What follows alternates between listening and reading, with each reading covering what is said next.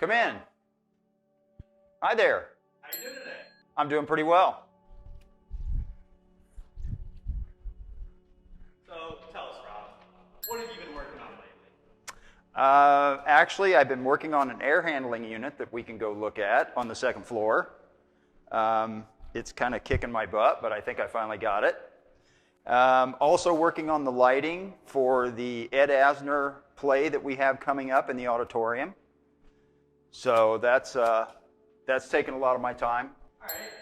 What's the best part about working at Cornerstone? Doing different things every day. Every day is different. Sometimes we don't know what's going to happen. Sometimes it's putting out fires, not literally, but figuratively. And other times it's just routine stuff, routine maintenance, things like that. Awesome. And who's your favorite artist? Musical artist, probably Stevie Ray Vaughan. Visual artist, Salvador Dali. Nice. So what's the deal with those Garfield statues over there? The Garfield statues were actually a fundraiser that was done for us back in, probably 2001 or 2. They were supposed to be painted by artists, and then Jim Davis actually came by and looked at each one that the artist did and signed them, approved of them, and we were going to auction them off to raise funds for the organization, but that didn't really happen. And so we ended up getting to keep the 2 that we did, which this one is Pagliacci after the clown, and the other one in there, I believe he's Yo-Yo Pa, which is Yo-Yo Ma, play on Yo-Yo Ma, the cellist, famous cellist. So how'd you get started at Cornerstone? Actually, my wife started here back in 2000. She was working the banquet room and the auditorium. She was managing both spaces, and their custodian had left. And so they needed somebody to take care of the building, take care of the grounds, things like that. I was working at the Roberts Hotel, and she brought me over, and I talked to the executive director, Forrest Craig, and decided this is something I would like to give a try. And so I started then, about 2001, I believe. Awesome. Why don't we head up to the 3rd floor? Okay, sure.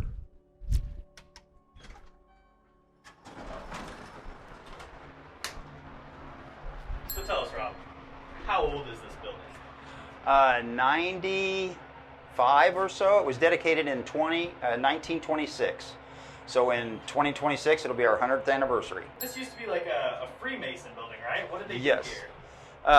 The Freemasons had all their meetings here. There were originally 18 different Masonic organizations in the building.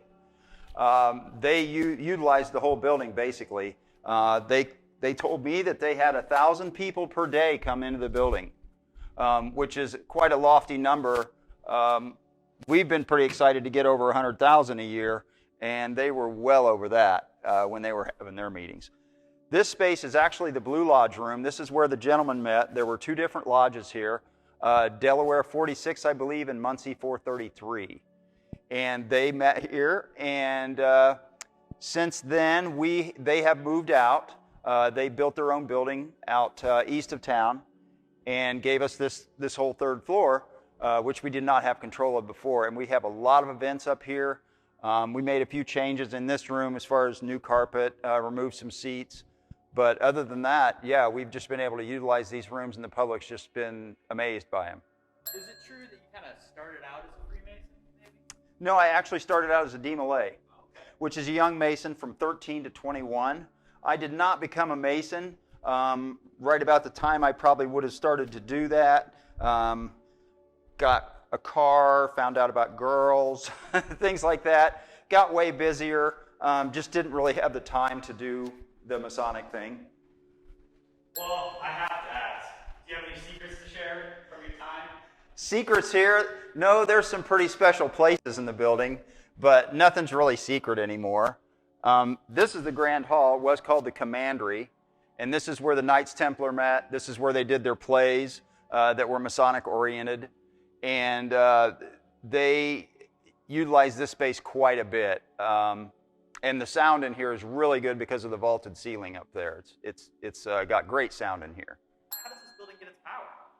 We actually have a 150 kilowatt solar array on the roof. It was a fantastic addition. It happened back in 2016, and a private investor came in and spent quite a bit of money putting the solar array on. We also got an HVAC upgrade, and we switched all of our lighting that you see in the building to LED. So now everything in the building is LED. It made a huge difference in our electric bills. I'd say we probably get 60 to 70% of our electricity from our solar array. Is it true that there's a haunted house here in Cornerstone? There is. There is. Son of Scaravania is up on the 3rd floor mezzanine, and it actually starts right behind this curtain. You ever had a haunted experience here in Cornerstone? I have not. I have been here in the building quite a few times, late night, by myself, lights out, things like that, and I've really never had anything happen. I'm not a non-believer, but I would need to see or feel something to really, get on that bandwagon, and I just really haven't had that happen. So Rob, before you came to Cornerstone, what was your favorite job before coming here? Ooh, I had a couple of jobs that I really enjoyed. I was working at the Roberts Hotel before this, which is a building of about the same era, had the same terrazzo tile floors. But I think my favorite job was probably Riverside Manufacturing. We actually made all the wiring harnesses for the Hummer there. And it was a fascinating job. I had no idea. I'd never really worked in that type of a factory, a production factory, I should say. And it was just very interesting to me to learn how to manipulate all the machines and deal with wiring and terminals and all that kind of stuff. It something I didn't know that much about, but I learned it and got pretty good at it, and the job was just really interesting. Looks like we've got the second Garfield statue here. There is Yo-Yo Pa. He originally had a violin and the big Yo-Yo Ma glasses on, but over the years, those things kind of disappeared. The children have found them and took them away. So he doesn't have all of his extra accessories right now, but we're thinking about getting him back to that. So Rob, what's your favorite room in the whole building? Oh, probably the auditorium. The auditorium's fantastic. I just love the auditorium. Rob, what's your spirit animal? Got to be a dog. Got to be a dog, because I'm loyal to Cornerstone. So, guess that makes sense. So tell me, Rob, where do you see yourself in 10 years? Wow, 10 years. I think I'll probably either be wrapping things up here with my career here, or in 10 years I'll already be on Lake Lemon down in Brown County. Living the dream? Yeah, hope so. So you mentioned some events and stuff. Like, what kind of events are hosted here now? Right now we have a little bit of everything. We have weddings and receptions going on all the time. We actually have Women in Business next week, which is a women's organization that is kind of a networking organization. We have everything from the Optimus board meetings to classes, just a little bit of everything. We're looking at trying to do Rocky Horror Picture Show this year again with a shadow cast. We're looking at possibly a couple of fests like Brew Fest, Whiskey Fest, things like that. Arts and Brews, I think, is what we're going to angle for this year. Well, next year is actually going to be in February, we think. But yeah, Taste of Muncie, we want to get back to doing that. We've done that for years and years and years in this building. It's a fantastic event. So yeah, we do a little bit of everything here. So Rob, big question. Okay. Make a movie about your life. Who plays you? Oh my gosh. Oh.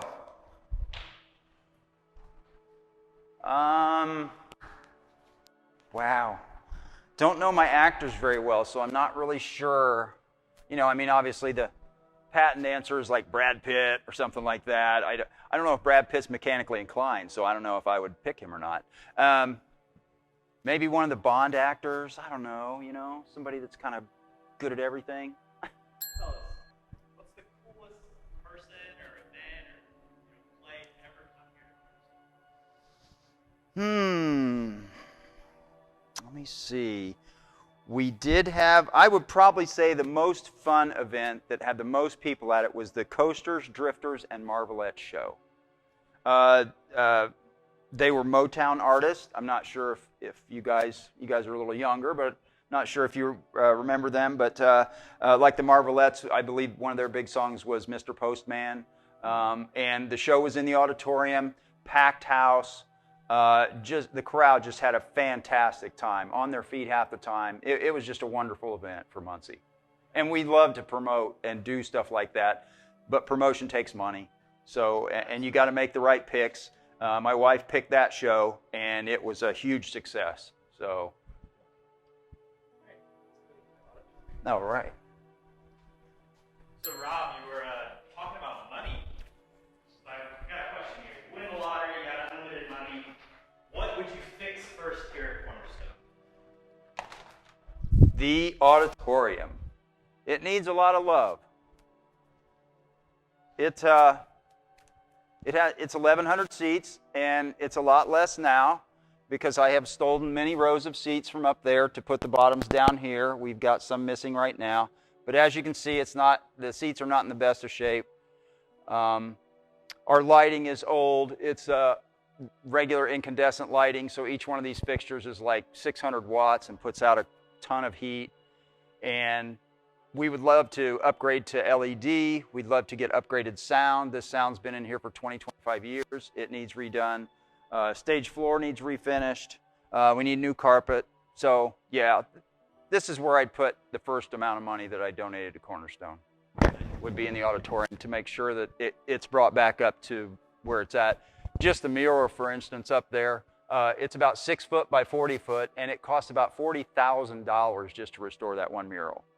So everything in here is pretty expensive, but we're going to get there. We were that close before COVID happened, and now we've had to use that money just to survive, and we will be starting the campaign again. And once we get there with the money, we'll tear into the renovation. It's very exciting. I see that chandelier up here. That thing is gaudy. It's amazing. Do you have any good stories about it? Yes, it holds 66 bulbs. And when we brought it down to rebulb it, it actually is on a winch in the attic. And so I have to get up in the attic and put this big winch bar on it and actually turn it down. I feel like I'm a warlock at a cauldron or something. And it comes all the way down to the seats. And I had called a few companies to clean it, and nobody wanted to touch it. And so I ended up cleaning it. I just used a soft bristle brush and glass cleaner and got it spick and span and then took it back up. And that was about 15 years ago. So, yeah. But it's awesome. It was made by the Beardsley Chandelier Company. I believe they're out of Chicago. And the story I heard, now I can't verify this, but it supposedly was made by the same company that made chandeliers for the Titanic. So, for what that's worth. Pretty cool. But yes, it is very neat. We're standing here on the stage. What's your go-to dance move? Oh, wow. I am not a dancer, guys. So, but I would probably just say, I don't know, I would use Running Man, because that's easy. But maybe just a little classic shoulder dip, you know, something like that. That's about all I got. Thanks for your time. Thank you, guys. I appreciate it.